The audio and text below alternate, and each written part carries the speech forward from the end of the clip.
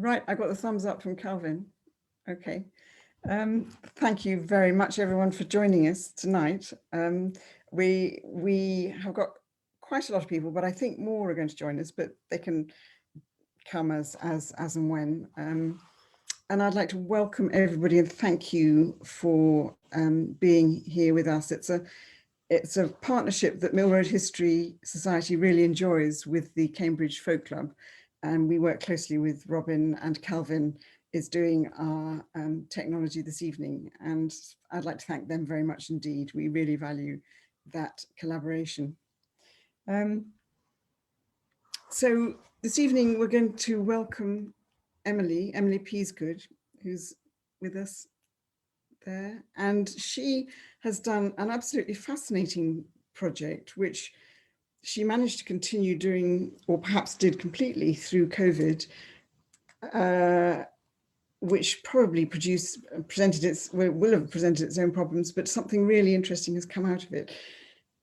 Emily is a sound artist and a musician, and she has worked on a community project created collaboratively with people with a connection to North Cambridge and with songwriters Anna Hester and Bob Hines, producing a really lovely songbook of stories really emanating from Cambridge and probably North Cambridge, some of which I know. Mr. Asbo, I was a camp conservator when Mr. Asbo was performing on the river. We have been trying to get hold of one of the camp conservators to give them a book. Have you? Yeah, so maybe we could talk about that at the end. We'll see. And so Emily, I'm sure, is going to tell us more about it, but it's a kind of unique project, I think, very much created by Emily and developed with people in North Cambridge. And so I'm hoping that it will have a kind of longish life in Cambridge. So this is, I came to the Cambridge Folk Club evening that you did, and this is another, and hopefully there will be others, because it's something that a lot of people will be interested in, and it sort of embeds the stories, and obviously that's what folk stories are all about. So Emily is prepared to take questions at the end, but depending on how long we'll run for, we'll see how it goes. But if anyone would like to ask more after Emily has also talked to you about it, then we can do something at the end.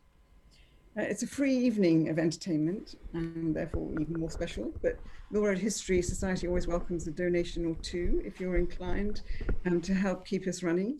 Anyone who's not a member of the Folk Club could consider that. I'm not sure that you have a donation section on your website, but you may do. And otherwise, I'm going to pass over to Emily to tell us more about the project, and then for us to all enjoy what I think is going to be a lovely evening of entertainment. Thank you very much. Emily, over to you. And I'm going to put my mute on. Thank you, Lucy. Hello. I always wanted to do a project that involved collecting contemporary folk songs, and I grew up in Grimsby, and there was a book in my local library by John Connolly and Bill Meek, who wrote a very famous folk tune called Fiddler's Green. And this book was about life in Grimsby and the River Humber and Hull, and it was called Singing River. And I found it in a 50p box at my local library, and I thought, this thing is absolutely amazing. It had fantastic songs about local people. There was one about a lady called Sally, and it was called Sally on the Corner. And it just talked about how she stood there all day smoking fags and staring at the boys. And there was a really great illustration of her, and I thought, this book is so cool. It's really rare that you find songbooks that are about contemporary material but are available for people just to pick up and perform like that.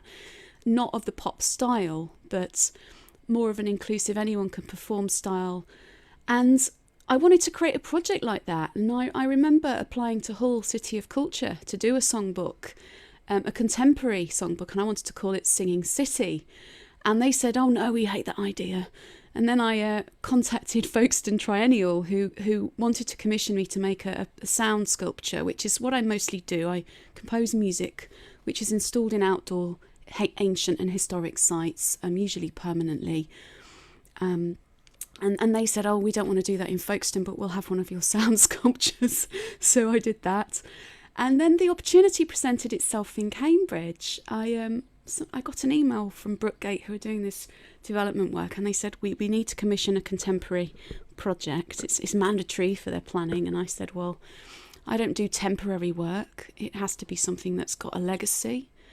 And they wanted something temporary, and I proposed this book, and they went for it. And we were meant to start doing this in 2019, and obviously as plans were going ahead, COVID hit, which really affected the project. Sorry, there's a rattling. That's my dryer, a floor below. Stop trying. Sorry, I've got a very shaky premises.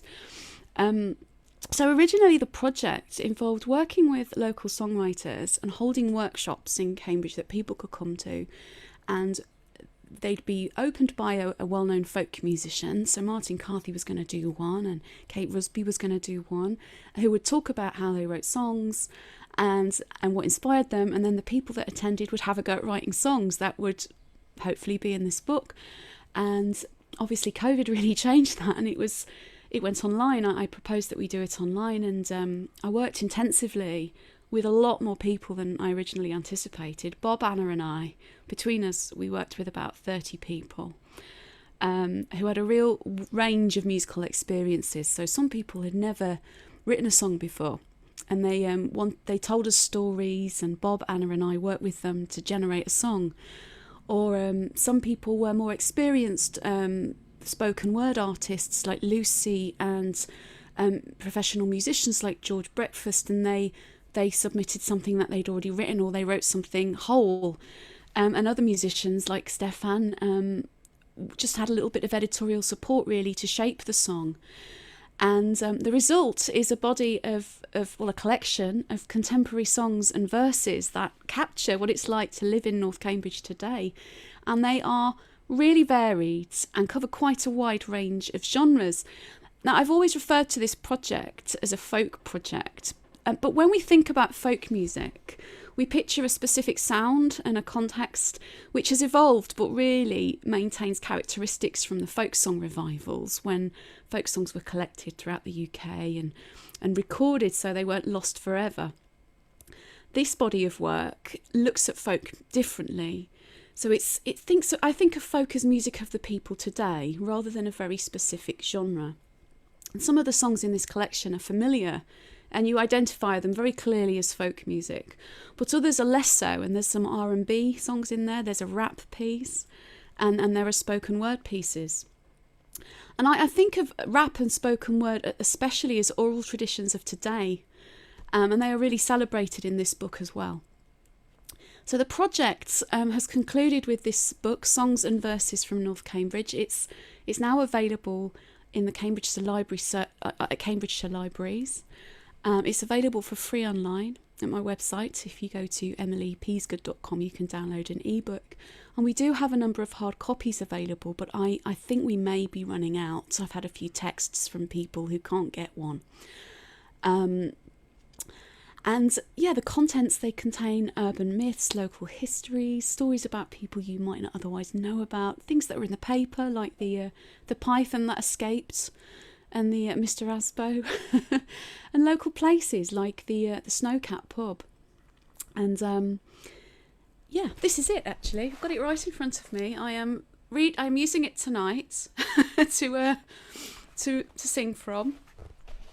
If any of you are here that would like a copy, do let me know, because I'm very excited to be in Cambridge this weekend, meeting some of the songwriters and spoken word artists that contributed to this book in a very safe, socially distanced way. We're going to have a little gathering so they can get some books. But if any of you would like some books, Caro especially, then do let me know and I'll keep some by for you. I want this book to live on for future generations. I'm aware that it may go in a box and be found in 50 years, and that's absolutely fine, but I want there to be some kind of legacy that captures a snapshot of North Cambridge in the year 2020. So today we're going to give you a taster of some of the songs in the book, and we've got lots and lots of performers here who are going to do their piece. And I'm going to start off with the first song, which is the only song I have that I didn't work with anybody on in a traditional sense. I received an email from a traveller who referenced various articles in the paper about local contention with the people that live in Fen Road, and the email basically said about everything that was going on and how frustrated they were. It was anonymous via a form on my website, and I decided to write this song called Fen Road, which, it's like all the songs in the book. It's flexible. You can perform some of these songs as round songs. They can have instrumentation. There's multiple ways that you can interpret and perform them. And this song is called Fen Road, and I will sing it to you, and it contains text that was in the original email. There we go. I have lived on Fen Road for more than 25 years. We are deeply ashamed of what's happening. It's the fault of some youngsters, young men in their prime, and their actions, they know what they're doing. When I go to the shops, I must apologise. They don't see I'm a man of good standing. We are just as frustrated as others, you see, and we don't all deserve this harsh branding.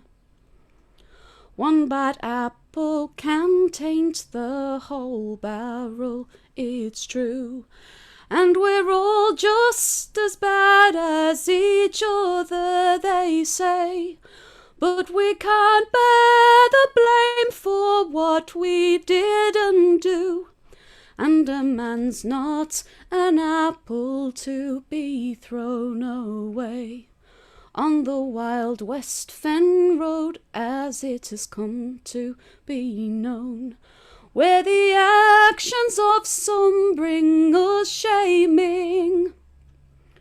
We have tried to escape all the stigma we face, but too many we're always for blaming.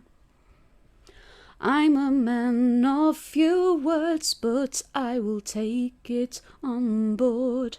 By and large, it's the only way to it. When we all bear the shame of a few who are to blame, quiet grace is the only way through it.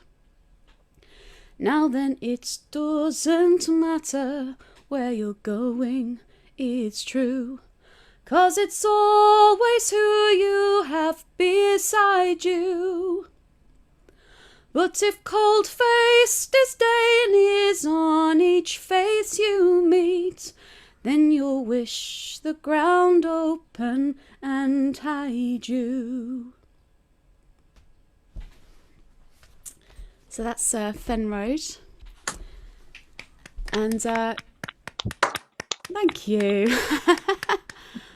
I hate singing. I like songwriting, but not singing.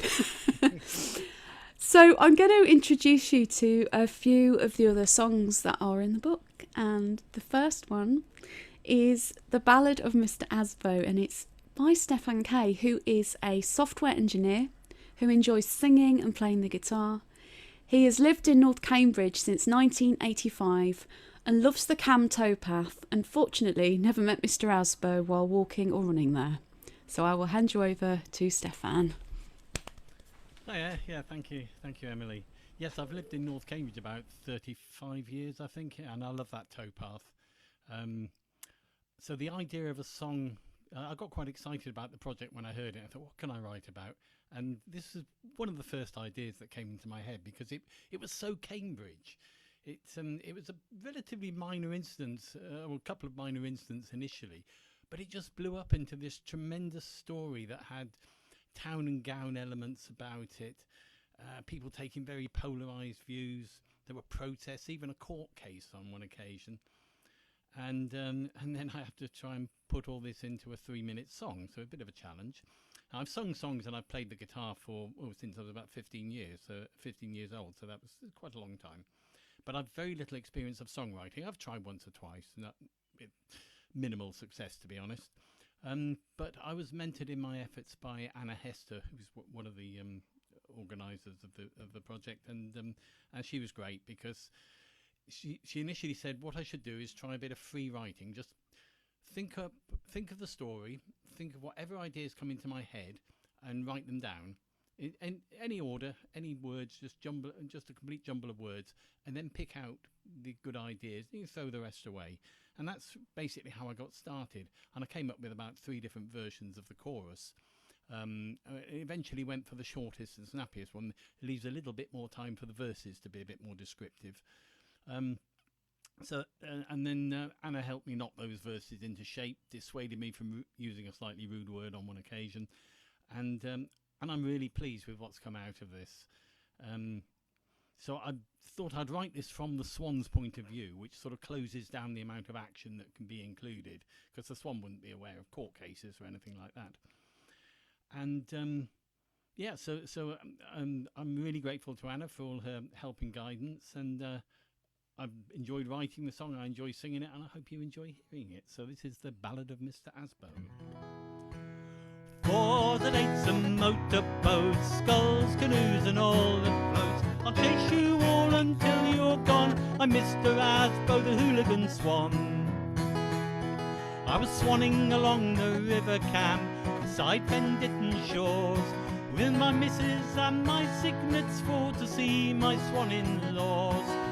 Paddling up the Chesterton as in a happy dream, when 8 great oafs in a huge longboat came charging down the stream. Those great big guys all in a row, with massive oars they scared us so. To stop my family being harmed, I flew at the one that was small and unarmed. I saved us all from dreadful knocks, with a mighty peck in the middle of the cocks. 4s and 8s and motorboats, sculls, canoes and all that floats, I'll chase you all until you're gone. I'm Mr. Asbo, the hooligan swan. I gained a reputation as an antisocial bird. The students called me Stalin, and the tales grew quite absurd. Some called for my eviction, but some spoke in my defence. The swans were on the river first, it sounded like good sense. Then Battleship Bob in his old grey barge became my friend and led the charge. Started his motor with a clank and steered his craft from bank to bank. He made the oars folk look like chumps when he went for a cruise in the middle of the bumps. 4s and 8s and motorboats, sculls, canoes and all that floats, I'll chase you all until you're gone. I'm Mr. Asbo, the hooligan swan. Then a lady called me Shell, she came and asked me what I feared. She whispered she'd connect with me, it sounded somewhat weird. But then I turned my anger on a motorboat or two, and the dear old Cam Conservancy, they said it wouldn't do. They said that I was a splendid fella, but it's not so clever to fight a propeller. They took me off to a distant stream. I hope my kids continue the theme. As long as there are feathers on me, my own swan song shall still forever be. 4s and 8s and motorboats, sculls, canoes and all that floats, I'll chase you all until you're gone. I'm Mr. Asbo, the hooligan swan. 4s and 8s and motorboats, sculls, canoes and all that floats, I'll chase you all until you're gone. I'm Mr. Asbo, the hooligan swan. Hey! Very much. Brilliant. Thank you, Stefan. I'm now going to take you over to Andrew Byrne and Brian Cleary. Andrew wrote a piece called The Ghost of the Snowcat. So Andrew is a professor at the University College London. He lives in Milton and he plays the melodeon and Northumbrian small pipes in the Cambridge folk band Carmus. He is joined by former fellow member of Carmus, Brian Cleary, and we hope you enjoy their song. Thanks very much, Emily. Can you hear us okay? Good. So, hello everybody, nice to be here. Hello Mill Road. It's nice for Brian to be joining me for this because this song is about the Snowcat pub in North Arbury. And Brian and I used to live on Campkin Road in the 80s, and this used to be our local pub. So it's in the long distance past, yeah. So it's kind of, we're revisiting our youth really. But it was a bit of a significant building, I think, for North Cambridge, this pub, because it was built to serve what was then the new council estate of King's Hedges. So it was built in 1959, but it was designed by a very prestigious architect, and it has an unusual sloping copper roof. Some of you may know it, which produced gravity-fed bitter, quite an unusual product in those days. And it's been through several different incarnations and names, and is now a Sikh Gurdwara, Sikh temple.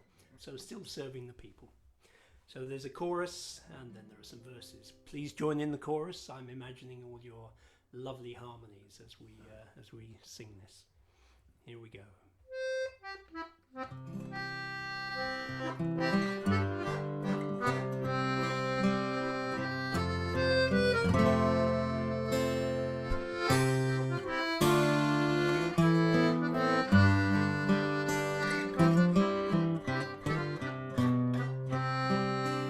Here's a health to the ghost of the snowcat.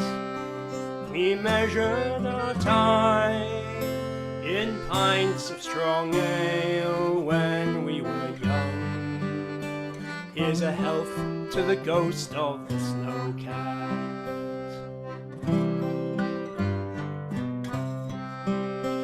On land which the Romans had named, and King Henry's hedges had driven the game.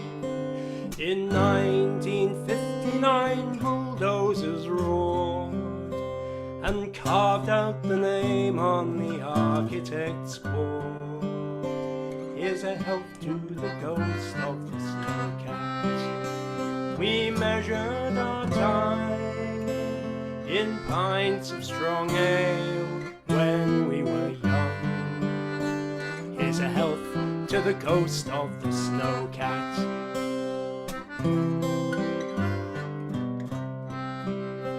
First pub on a brand new estate, a name for the Antarctic snowcat machine.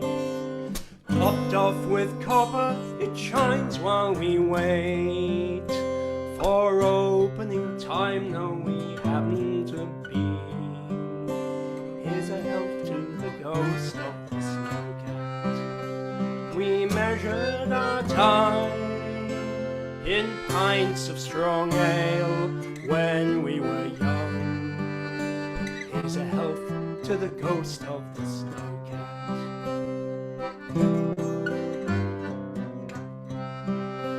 The snowcat in Arbury Court was hard by the chippy, an old hardware store.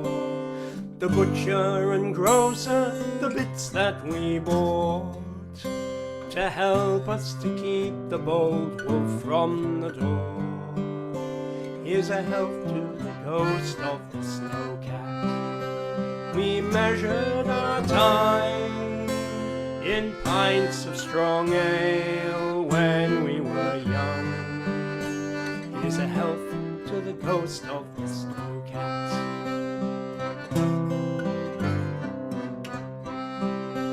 In summer when day's work was done, we'd amble along Campkin Road for a jog.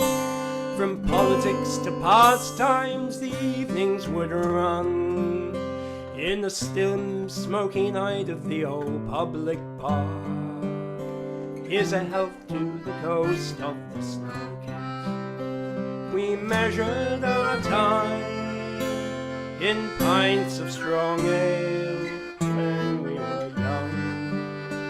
Here's a health to the ghost of the snowcat.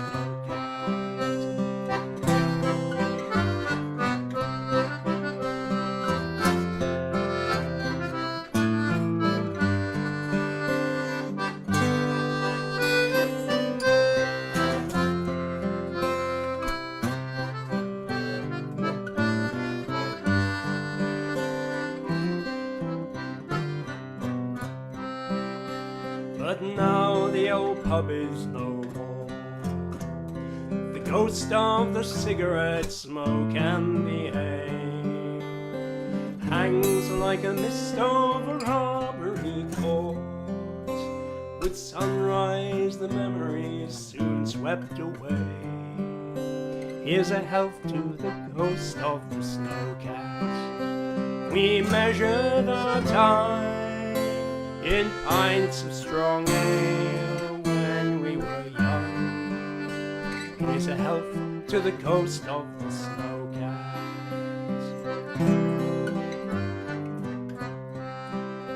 On the skyline the copper roof soars. The local Sikh temple now calls it their home. From alehouse to godhouse it opened its doors for people to gather wherever they roam. Here's a health to the ghost of the snowcat. We measured our time in pints of strong ale when we were young. Here's a health to the ghost of the snowcat.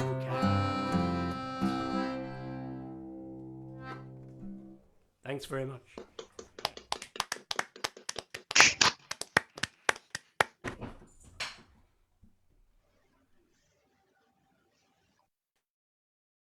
That was brilliant. Thank you so much, both of you. Sounded fantastic. So our next song is by Jessica Law. It's called Halifax Road. Jessica is a Cambridge-based singer-songwriter who has released 2 studio albums and used to be a costumed history guide at the Black Country Living Museum. And she's going to perform her song Halifax Road. I'll hand you over to Jessica. Hello, can you hear me? Yes. Excellent. Yes, it's if I seem a bit in disarray, it's because I'm in the midst of moving house. And it's quite appropriate actually because I wrote this song about the house that I lived in when I first moved to Cambridge. And it was an old Victorian almshouse where they'd house all the sort of the elderly and the poor. And it was very old and very creaky. And at night when I was just dropping off to sleep, I could almost imagine that I could hear the ghosts of all the different people who'd lived here before me. And then one day I was just sitting at my desk staring out the window and I saw this man across the road just staring up at the house. And I thought, oh, this bodes well. I stuck my head out the window and I was like, oh, you're all right there. Unfortunately, he wasn't a ghost. He actually used to live in this house. And he said that after it was an almshouse for the poor, it used to house the families of the brewers who worked nearby. And in fact, there was a pub right opposite where they'd sell all the beer that they brewed. And then I looked right across the street, and one of the houses, you could tell that it used to be a pub, and you could even see the imprint of where the sign had been painted on the wall and everything. And it's like a whole new world had opened up to me because I'd walked past that house every single day of my life, but only now could I see that it used to be a pub. And once I noticed that, I started noticing all sorts of other things about the street I lived on, and it was like this parallel universe. It was amazing. It's history in plain sight. And then that made me wonder about the signs that we modern people would leave behind for future generations to find. And so I wrote this song, and it's called Halifax Road.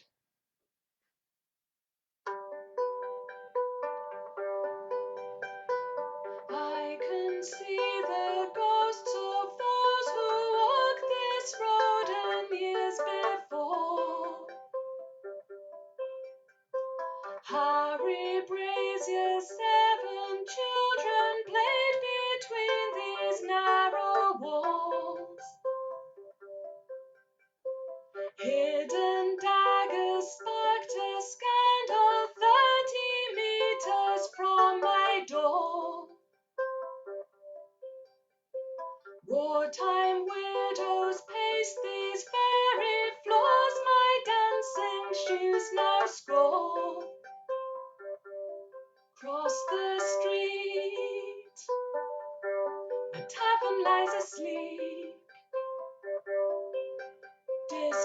just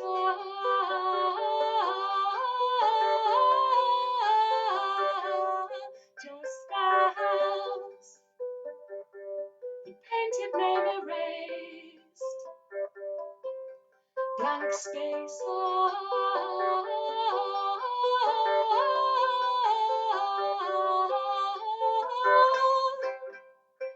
Do you see what I see? Do you feel the things I feel? And are you in tune with me? Do you think it might be real? Do you think it might be real? Do you think it might be real?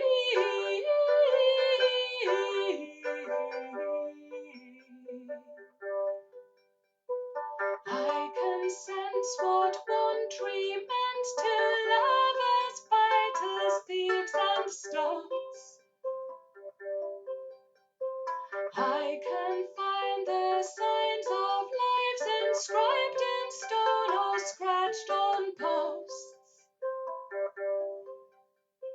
Little sparrows guard the park and watch the runners stretch and boast, while the river can plays host to different lives on different boats. In these lanes, a history is made. Each day,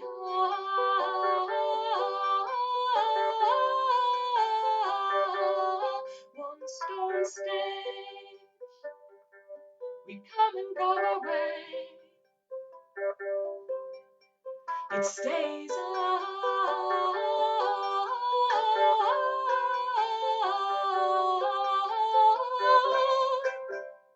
And do you see what I see? Do you feel the things I feel? And are you in tune with me? Do you think it might be real? Do you think it might be real? Do you think it might be real?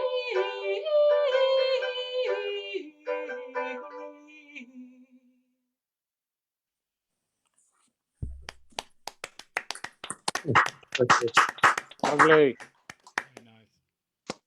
lovely. Yeah, really beautiful singing. Thank you. I really love that song. I think it's so interesting and unique and gorgeous, actually. The next song I'm going to introduce is Eliza by Guy Dinwiddy. Guy went to school in Cambridge and he teaches design technology in Bishop Stortford. And he's released 2 albums as well, both recorded in North Cambridge. So I will pass you over to Guy. Thank you very much, Emily. Thank you. Yes, this song's called Eliza. It's about a really rather horrible story. Way back in 1799, a woman called Eliza Woodcock was travelling back on her horse from Cambridge Market, and she got caught in a blizzard and was buried completely. She lost the horse and was buried under the snow for 8 days before they finally managed to find her. She managed to get a little red handkerchief and wave it through the snow, and they came to rescue her. And unfortunately, although she did survive those 8 days, the story doesn't have a particularly happy ending, and she died about 6 months later. So this story really interested me when it was shared on the Google Doc from Emily, a number of different stories that were out there that we could write about, contemporary songs about the history of North Cambridge. So yeah, this is the piece that I've got for you today, and it's called Eliza.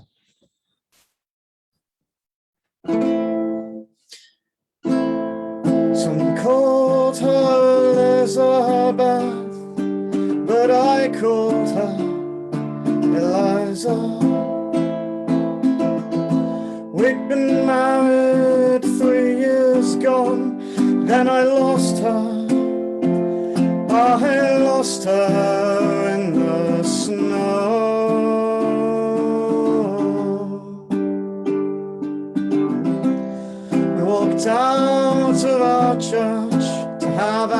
to hold. Did she remember that as her feet grew cold? She had ice in her heart, ice in her veins. Eliza, where have you gone? I've called and tried and cried.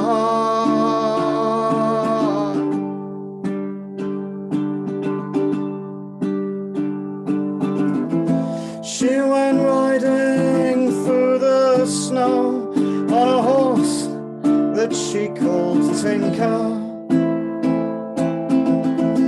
Fashion Tinker reared up so high, then she lost him. She lost him in the snow.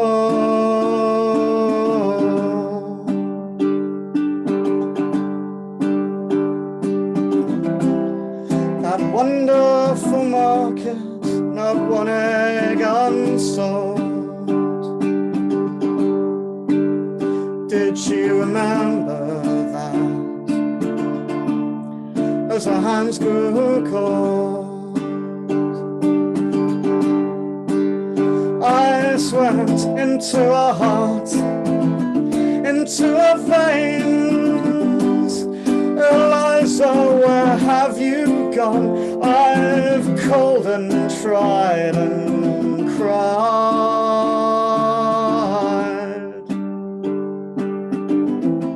Buried far above her head in a blizzard that entombed her. Church bells tolled out, twice they rang, but I'd lost her, I'd lost her in the snow.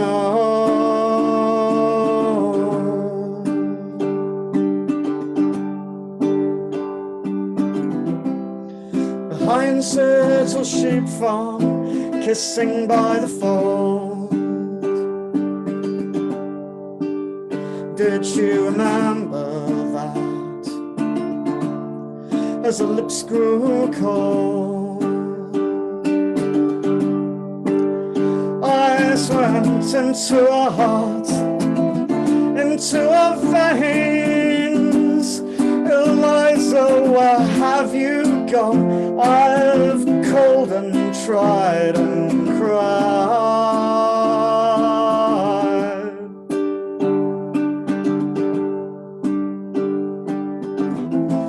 8 days later, free at last, but the ice and snow still gripped her. 6 months later, she slipped away, but I'd lost her, I'd lost her in the snow.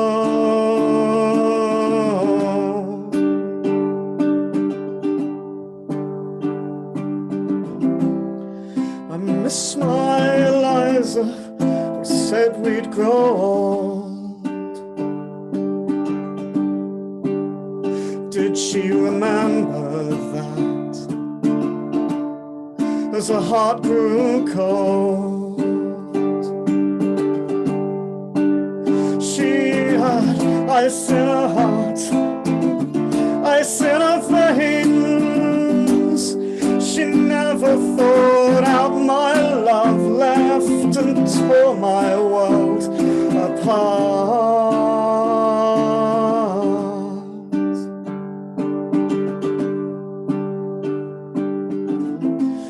I've not got much life left in me, not without my dear Eliza.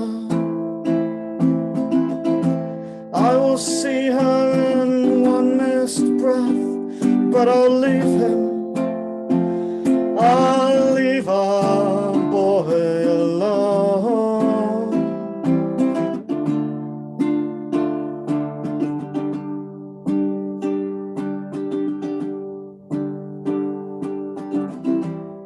She cradled a William, more precious than gold. you remember that as our arms grew cold, I swept into her heart, into her veins. She never thought out my love, left and tore my world apart.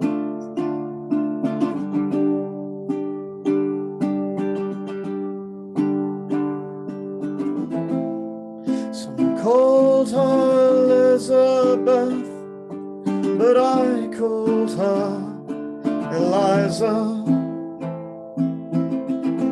We'd been married 3 years gone, but I'd lost her. I lost her in the snow.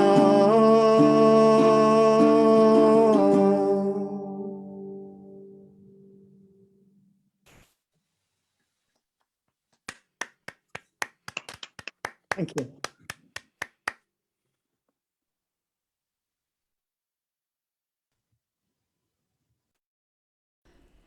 Thank you very much, Guy.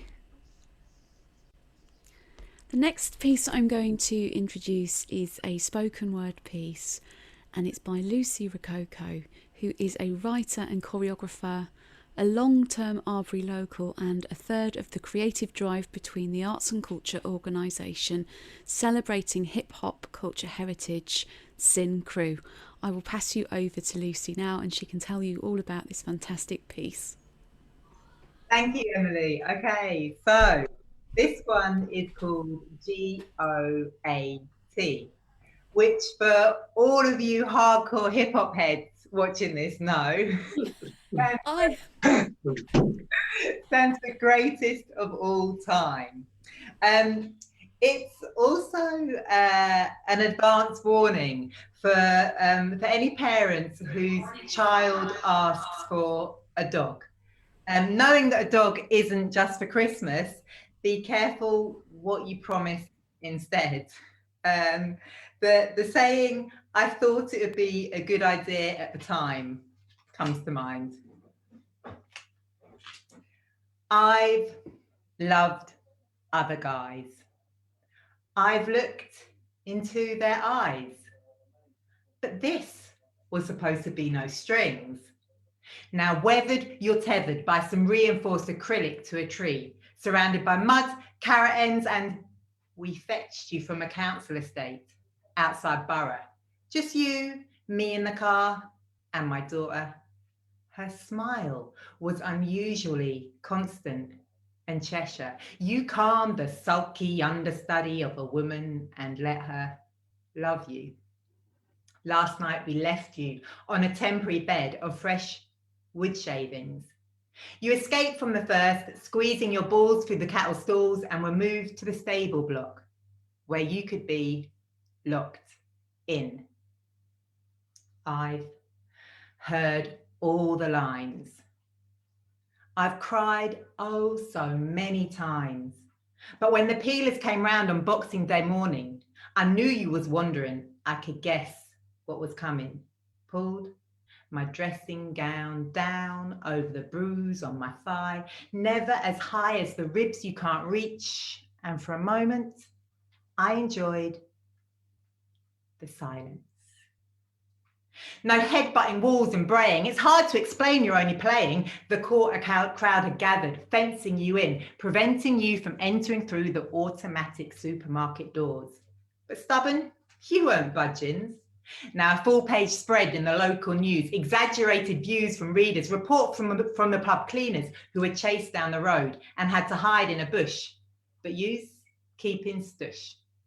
No comment, it read. I fell for other smiles. I've walked 1,000 miles. But no matter where I go, I unintentionally smell of you. No Paco Rabanne, lynx, or even magic tree. Your front legs, chest, face, and beard are all covered in. We were advised it was a wise procedure and raised £80 to debase you. I always thought your sack hung like Bayesian soursops. protected by Emerald City carrier bags to stop the monkeys from pinching them. Teeth sunk softly into a squidgy dumpling made from glutinous rice. Sticky lips rimmed with all things nice. Wrong choice of snack for that day, as the red bean and millet jelly reminded me only of your operation. A lack of loyalty is unfortunately not new to me. So I knew as you've reached puberty, you were roaming, you cad, looking for love, wearing your own musk, and it was worse during rut. Maybe now you'll lose your bravado. No more Arbery psycho, but my daughter wants to rehome you. So if you should ever doubt, wonder what love is all about, just think back and remember, babes, if you hadn't eaten my knickers, maybe you could have stayed. Thank you.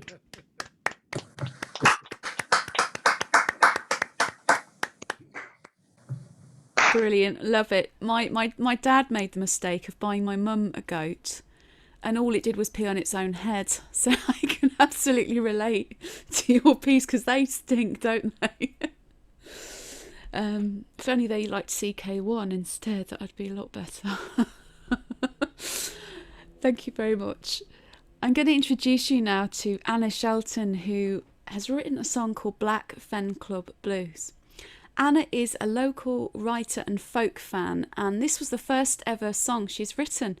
It was composed in very unusual circumstances, and I will pass you over to her so she can explain everything. Thank you, Emily. Yes, so my name's Anna Shelton. I love folk music, I love attending gigs, but I cannot read music and I have never played an instrument. And in April 2019, I was with friends at the Black Fen Club, listening to some beautiful folk, and we would normally be in the dark, dingy room downstairs, but it was being refurbished, so we were upstairs in this lovely light and airy space, and it was a really hot spring, so the windows were open, and as Tim Mellor, I think it was playing a beautiful rendition of The Ruins by the Shore on his guitar, a blackbird in the tree outside the window decided to join in at that exact moment, and it harmonised. It was absolutely magical, and we all sat there, mouths agape, thinking it was beautiful. And as soon as I got home, I wrote a poem about it and then hid it away, didn't think anything more about it. And months later, Emily came to the Golden Hind to explain about this project. And I really wanted to help, but as I'm not musical, I didn't think I could. So I emailed her with the poem and said, here, use this. If it can be of any use, please use it. And she replied to say, no, actually, feel free, you can turn it into a song. And I thought, well, I've never written anything like that, so but I'll have a go at doing the lyrics. So by then we were in lockdown, and so like Emily said, we couldn't meet up in person. I was unemployed due to COVID, homeschooling 3 kids on the kitchen table on one shared laptop, and caring for my elderly parents who were shielding. And every couple of days I had to go to Tesco or any other supermarket to get our food shop and their food shop, and I'd stand in the car park thinking words to myself. And then when I thought I'd got the lyrics, I did a Zoom with Anna Hester, and she said, oh, great, now do you want to compose the tune? And I thought, well, I've never done that before, but do you know what? We're in a really rough time, I'm going to have a go. And so then every time I drove to Tesco's, I'd be humming to myself in the car, and it just appeared. I did have a little bit of help in terms of I asked some friends who are folk musicians what they liked and what they disliked about playing in certain folk clubs, near and far, different ones that we've been to. And they all came out with the same things, like, they have a sticky floor, or someone always heckles, there's someone who's drunk. So, all these little idiosyncrasies, I put them in the song. And here it is for you. It's called Black Fen Club Blues. Grey-haired guitarist in sensible brown shoes tapped away the rhythm of his Black Fen Club Blues. His fingers fretted sullen strings as he sang of blackened bones, while outside a blackbird sings in harmonizing tones. Oh, it's Sunday night at Folk Club, we come to hear musicians play. When life is hard, their melodies transport us far away. It's a tonic for the bad times, lifts us high when we are low. Hands clapping, feet tapping on the sticky floor. When the music stops, we all cry, play one more, play one more, play one more. Someone squeezes a melodeon beside the red-haired girl. She sweetly sings of death and duels, the tales begin to twirl. With their ballads, reels and shanties, they will teach us a tune, and all our voices fill the room, this darkened room. Oh, it's Sunday night at Folk Club, we come to hear musicians play. When life is hard, their melodies transport us far away. It's a tonic for the bad times, lifts us high when we are low. Hands clapping, feet tapping on the sticky floor. When the music stops, we all cry, play one more, play one more, play one more. Please excuse the compare with his bawdy romp so blue.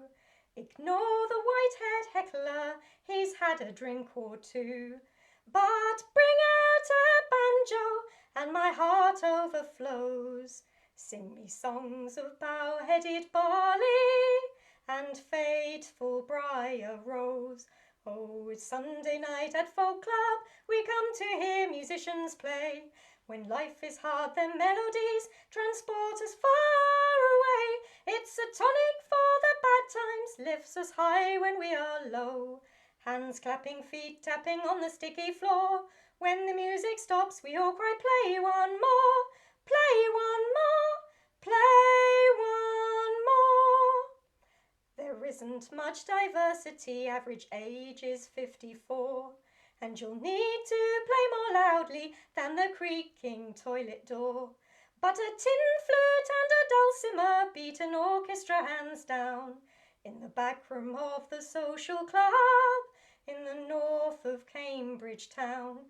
Oh, it's Sunday night at Folk Club, we come to hear musicians play.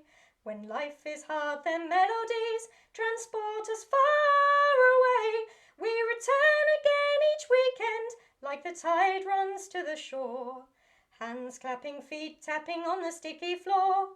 When the music stops, we all cry, play one more, play one more, play one more.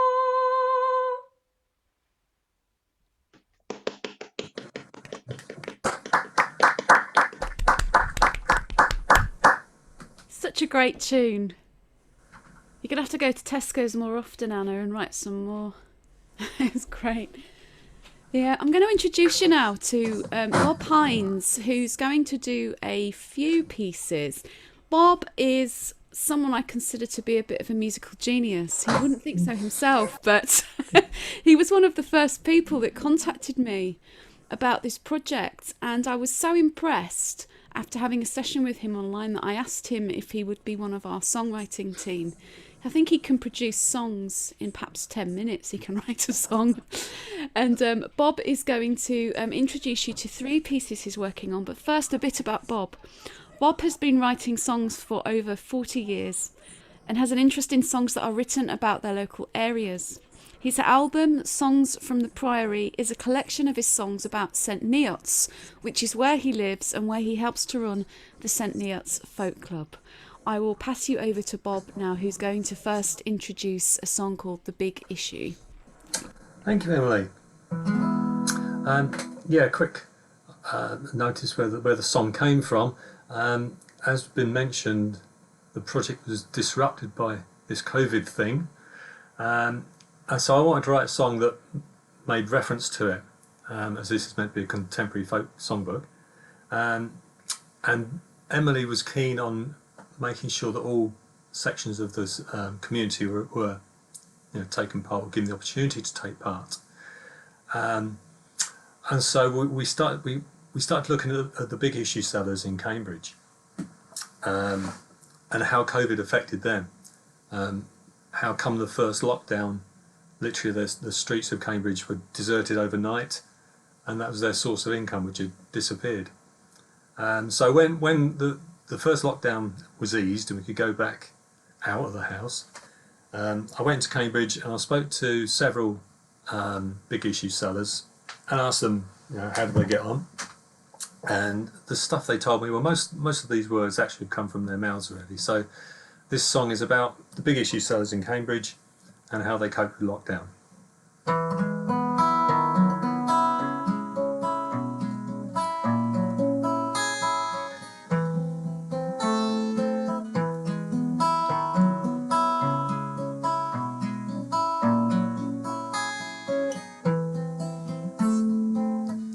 Catch the bus about 8:30 into Cambridge from Downham's Lane.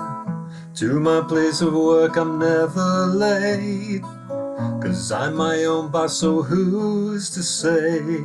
I make some money with the big issue, it gives me something good to do. Every morning, every afternoon, different people, different points of view. Na da da da do do do do do do do do do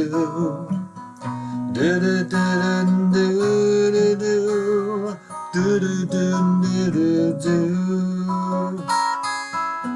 I catch the bus about 8:30 into Cambridge from Downham's Lane.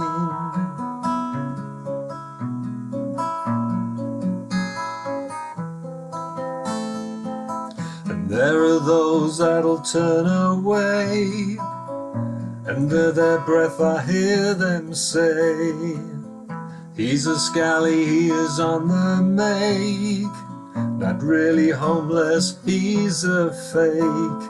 But there are others who will stop and say hello and pass the time of day. Cup of coffee and a piece of cake, oh, the kind that my mama made. Do do do do do do do do do do do do do.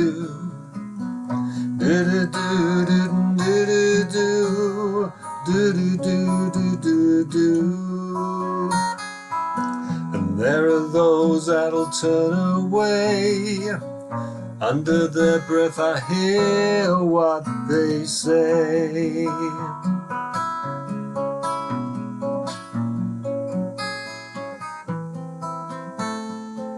When everybody was safe at home, I was lost, nowhere to go, so I wound up feeling more alone. Some days I felt like the only one. It seemed to me the world had gone to sleep, leaving me a strange kind of peace. But when you live on these deserted streets, winter comfort is the place you seek. Do do do do do do do do do do do do do do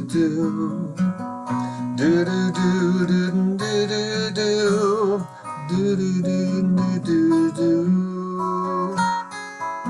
When everybody was safe at home, I was lost, nowhere yet to go.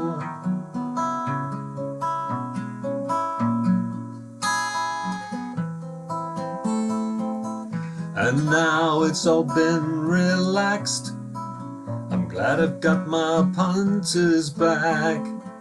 It feels strange to see the world go by, I can't figure the reason why. I guess I missed them more than they missed me, and that's the way it will always be. Can't put my finger on what has changed. Some things have gone, some remain.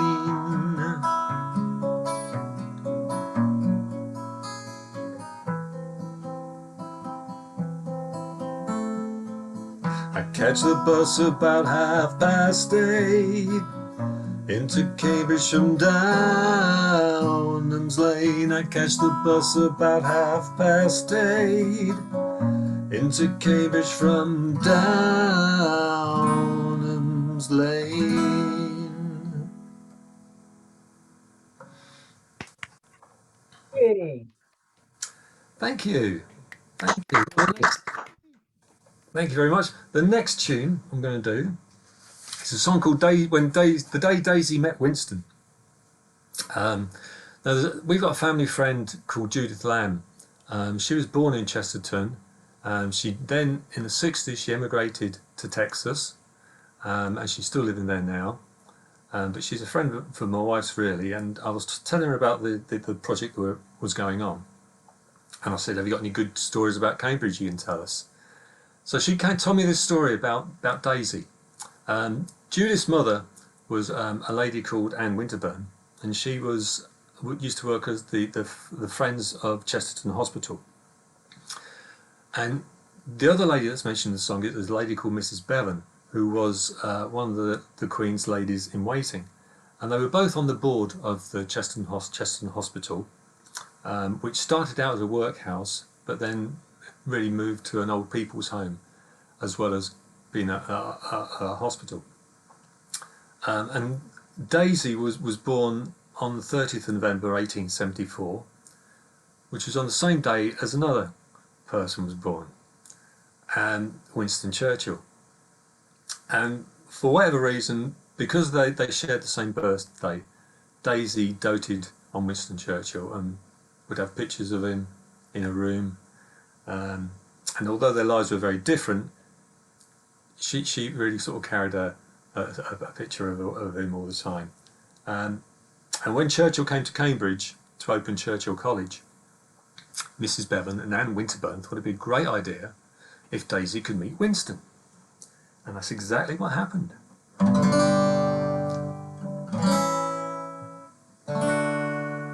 The day Daisy met Winston, the day Daisy met Winston, both were born on the same day. Then their lives went very different ways. One had more than he could have asked for. One knocked on Union Street workhouse door. When Daisy met Winston, she knew in that instant that was the day she'd been waiting for. And when Winston met Daisy, I like to think maybe he treated her like the lady she was. The day Daisy met Winston, the day Daisy met Winston. She sent cards on every birthday. In celebration they shared the same day, and dreamed that one day they'd meet. Maybe he'd be walking down her street. When Daisy met Winston, she knew in that instant that was the day she'd been waiting for. And when Winston met Daisy, I like to think that maybe he treated her like the lady she was. The day Daisy met Winston, the day Daisy met Winston. The workhouse closed, they took down the name. Chesterton Hospital the building became, and now it was Daisy's new home, where she was safe and with grace could grow old. The day Daisy met Winston, the day Daisy met Winston. In 59, Churchill came to town to plant a tree in his own college grounds. Well now could it be time to take this opportunity, Mrs. Bevan? And then Winterburn thought Daisy could, thought that she should be there. And by invitation, Daisy now stood with the great and the good. And let it be written that the greatest of Britons bowed his head most fitting, himself lost for words, and I'm of the opinion you can take it as a given that proud old woman was once more a girl. When Daisy met Winston, she knew in that instant that was the day she'd been waiting for. And when Winston met Daisy, I like to think maybe he treated her like the lady she was the day Daisy met Winston. The day Daisy met Winston. When they died, still they shared the same day. One a state funeral, one unmarked grave. They lie in dignity, Westminster Abbey, Chesterton Cemetery. The day Daisy met Winston. The day Daisy met Winston. Well done, Bob.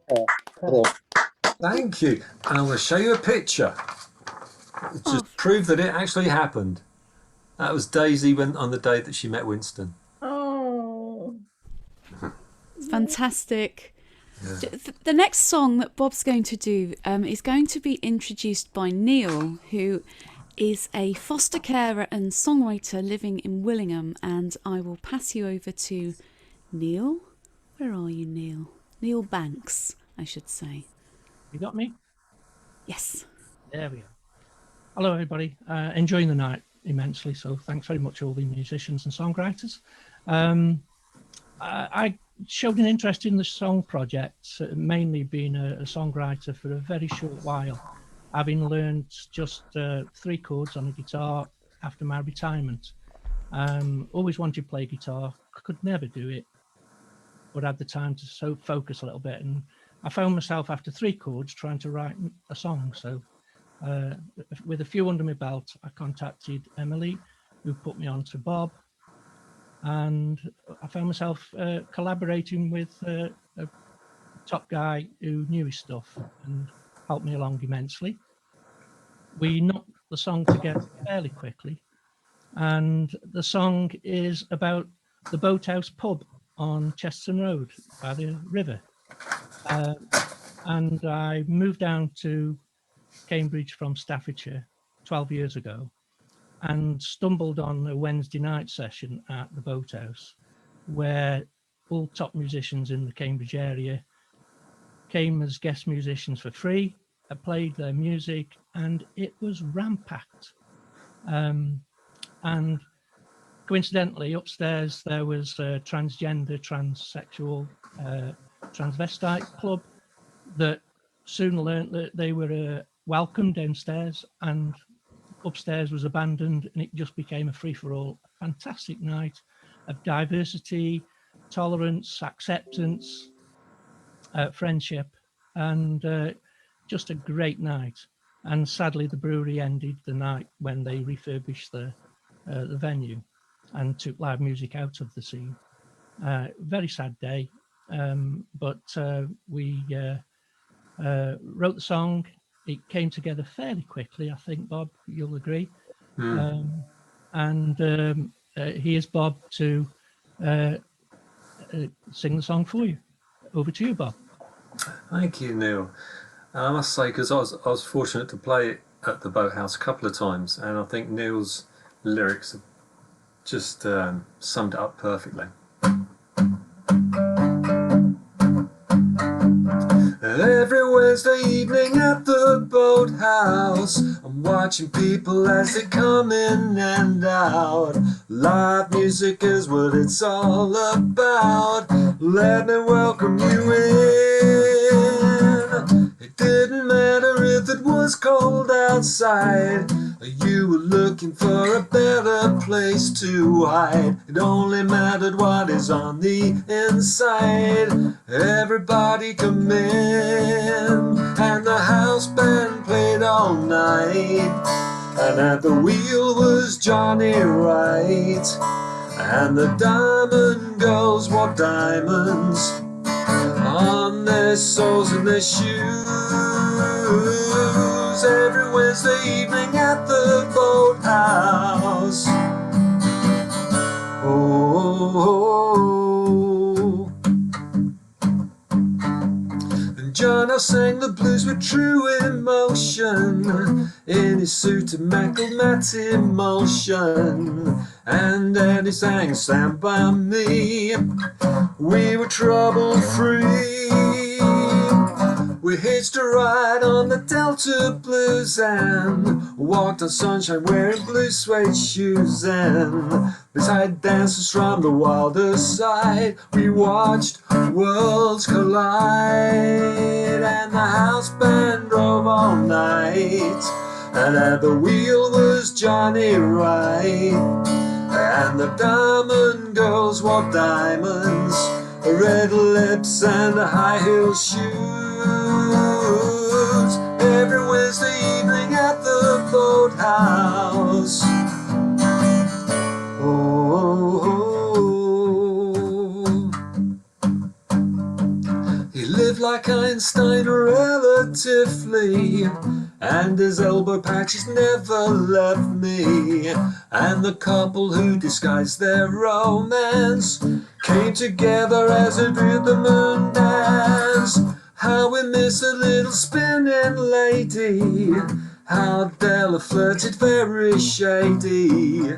He was she or she was he, well maybe. Everybody come in.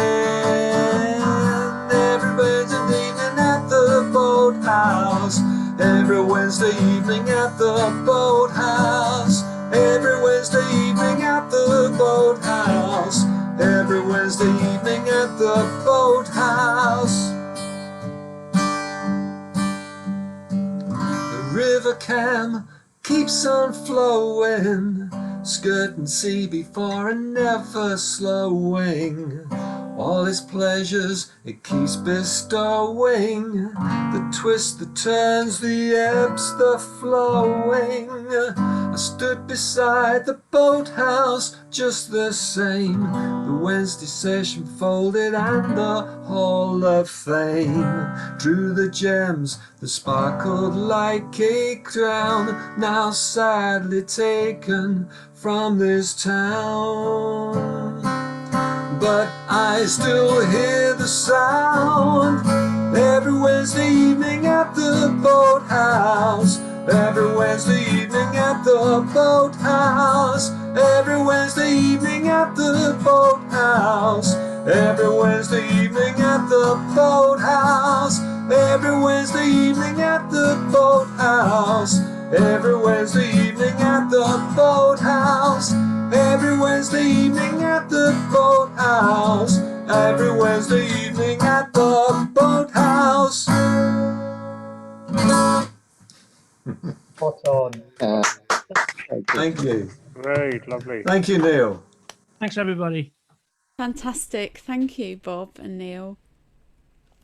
So I'm going to perform a couple of songs now that were written by Liz Hewlin and Michael Judkins, who worked with Anna. Unfortunately, Anna can't be here today, so I'm going to perform them on her behalf. The first song is by Liz, who is watching, I think. And this is what it says about Liz's song in the book. Liz says about her song, "My allotment has brought me a lot of joy and feeds my family healthy food, which tastes so much better than the shop-bought veggies. It's close to home but feels like a journey into the country. There is a pond for frogs to breed and eat the slugs, and my family often visit to help out and have a picnic." Liz's song is called Chesterton Allotment Society. Liz is a granny who is a multi-instrumentalist. She plays the flute, the accordion, the Indian harmonium, she sings, and she takes part in orchestras and folk clubs in Cambridge. She was born in Australia and lived in India before settling in Chesterton in the 70s. And this is her song, Chesterton Allotment Society. I'm going to sing it a cappella because I'm not really a guitarist, so here we go. I'll do it lower. I'm lower than Anne. Here we go. There is a field in a secret place, split into many lots. Asparagus grows and rhubarb waves, and seeds germinate in pots. The road goes off from Union Lane, the gate's hidden from the road. Its curved road hides the entrances, allotment society's abode. Who'll come along with us today, armed with a fork and a rake? Come and pick the strawberries, put seeds in the beds we make. There is a fox living in his lair, I saw him by my tree. I stood like a stone and stared at him as he gazed right back at me. Observing from 2 streets away the tower of St. George's Church. It sees the seasons through the year and watches us nurturing the earth. Who'll come along with us today, armed with a fork and a rake? Come and pick the strawberries, put seeds in the beds we make. Who'll come along with us today, armed with a fork and a rake?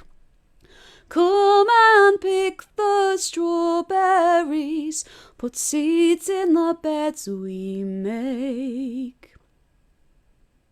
So that was Chesterton Allotment Society by Liz Hewlin. Thank you. And the next song is by Michael Judkins, who is based in Ely and has been writing songs for many years. And it's called The Sharing Shelf, which many of you are probably aware of, these little houses that appear like bird feeders at the end of people's driveways with little local libraries and things in. Simon set up a shelf in the 90s at the back of his workshop on Aylstone Road in North Cambridge, and the idea was that people could donate things and collect items from it for free. And it lasted for nearly 20 years and offered a space for the community. But it became unmanageable when much larger items like a fridge appeared and a bed. It caused quite a lot of controversy in the local community. And eventually it was lost, but it is fondly remembered by many local people in Cambridge. So this is called The Sharing Shelf.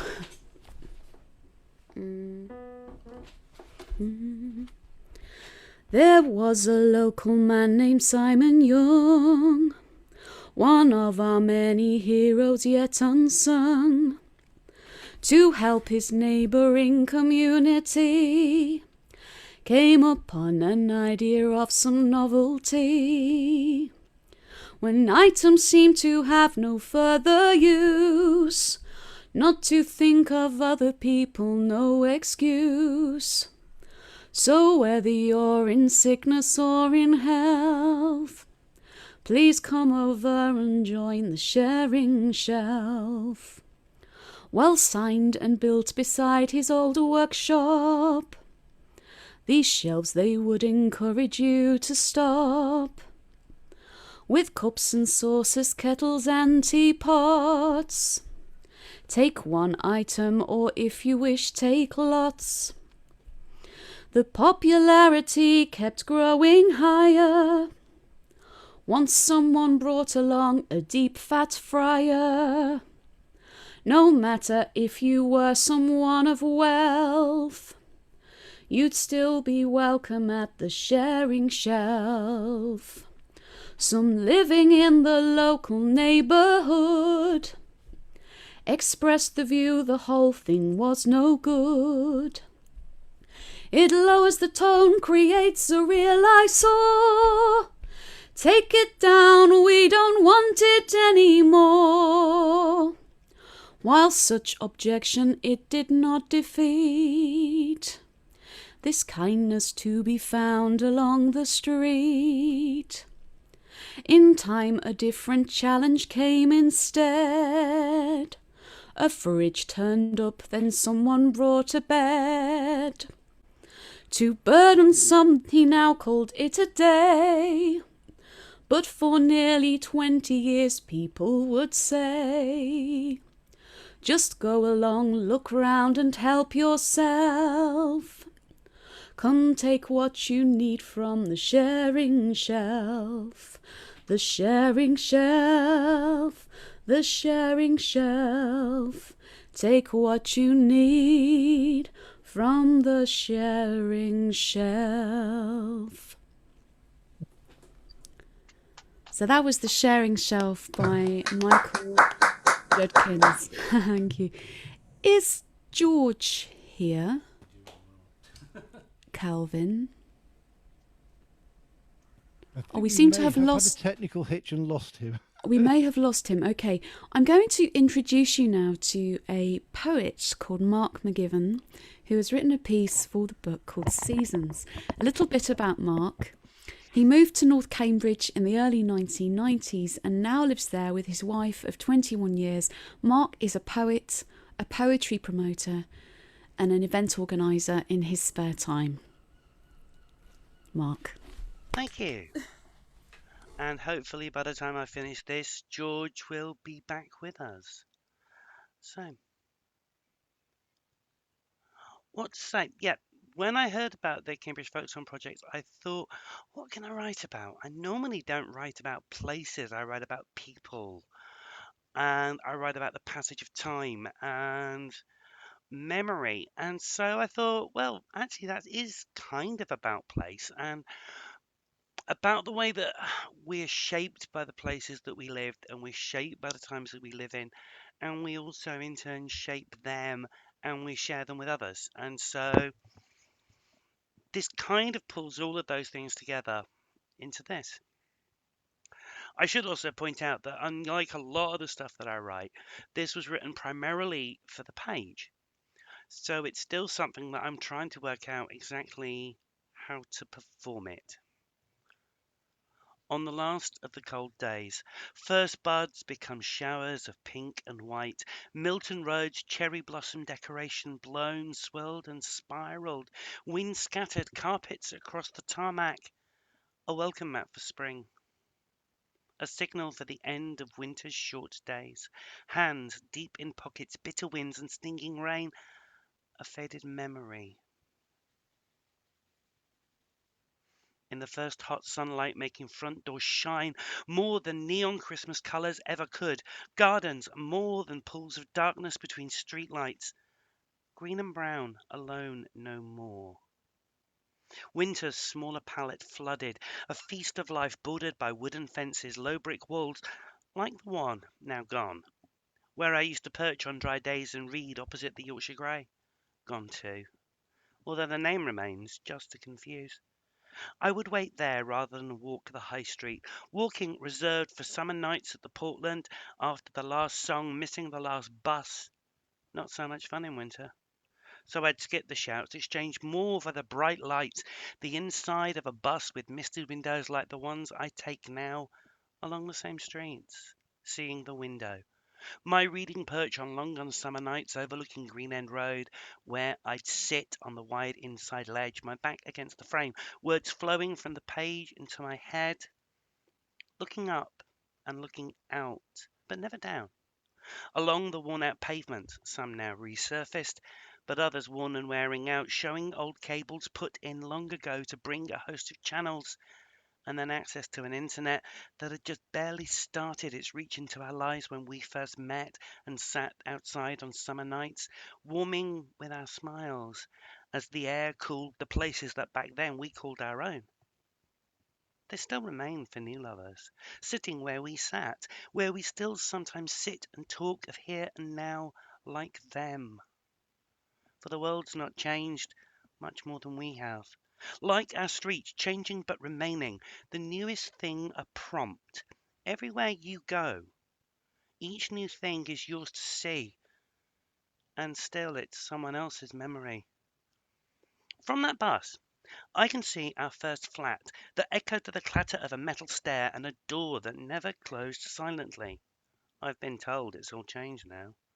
From there, on nights when the sun shone warm, lighting grey walls heavy with the golden glow that only ever travelled along the surface of the river, we would walk, not far, to a wooden table set on slightly too long grass, between Dragon and Water.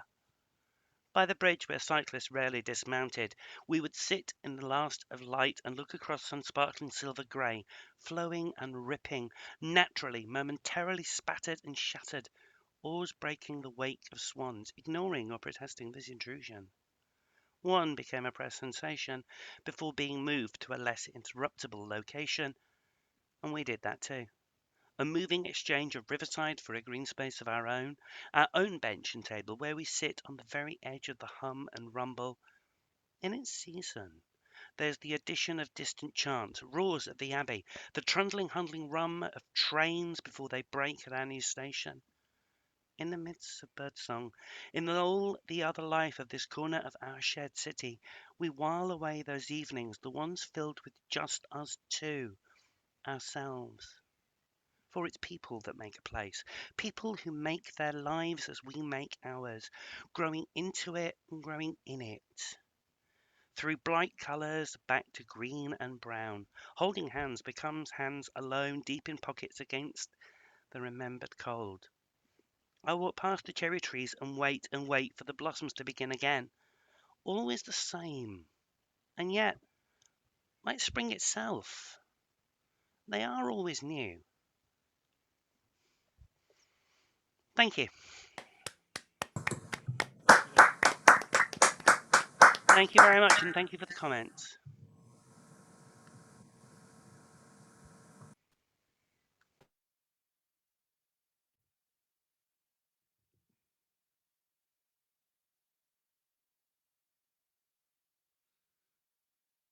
We seem to have lost Emily as well now.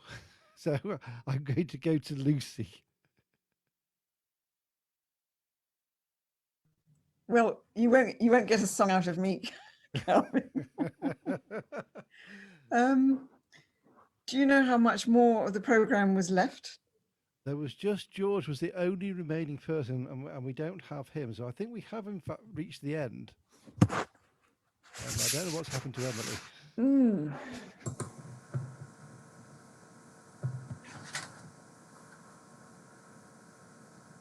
My internet is unstable. Probably want to just close the evening in that case, I think, as Emily reappears. Has Emily put something? There's nothing in chat. No, she just disappeared, so probably an internet failure or something. Well, I think it's been an absolutely lovely evening. I've been so touched and moved by it all. And I think one of the issues that we all face is how to make stories, how to restory things and tell stories that are relevant to us now. And this project seems to speak to that a lot. And so I wish Emily was here, but I'd like to say how much I've appreciated it. whole thing.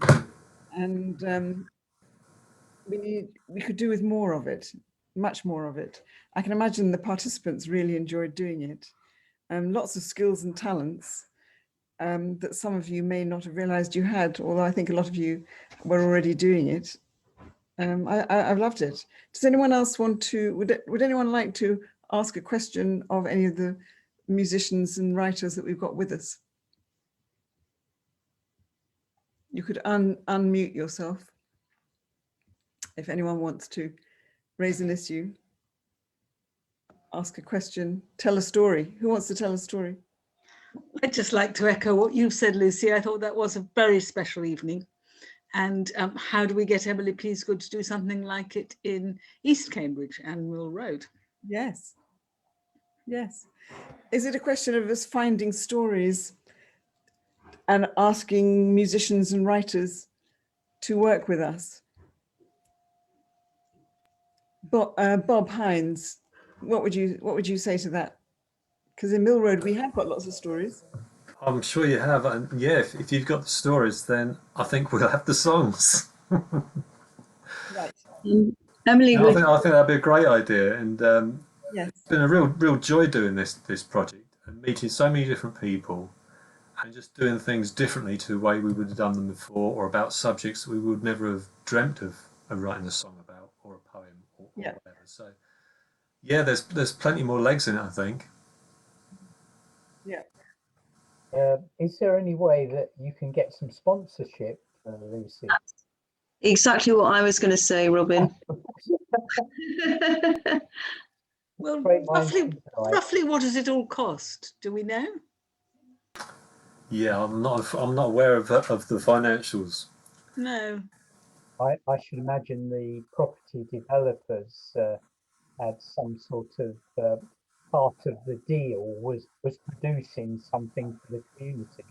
So that's how they got away with that. Yeah, is it called Section 106 money or something when they put stuff back into the community?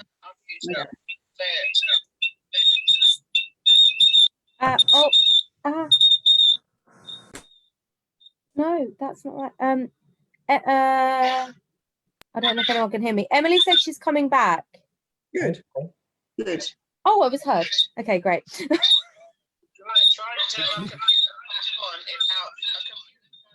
Yeah, the computer turned itself off, but she's coming back. Okay, that's good. So confused. Planning gain is something we should all be thinking about in terms of what we might, as communities, what we might want. And it's the city council that manages it, so we could get smart on that. Are they going to publish any more? Because various people want books and can't get them. Yeah, I'd like a book. I think if it sells out, I believe that Emily might be able to go back we to are going to be given a book, the ones that are producer songs. Is that correct? Yeah, they put some aside for us. I was told I wasn't to get anything from the library because we're going to be given one, but yeah, that's correct, Liz. Is that correct? Yeah. Yeah. Oh. Some of the church halls have got copies. I got mine from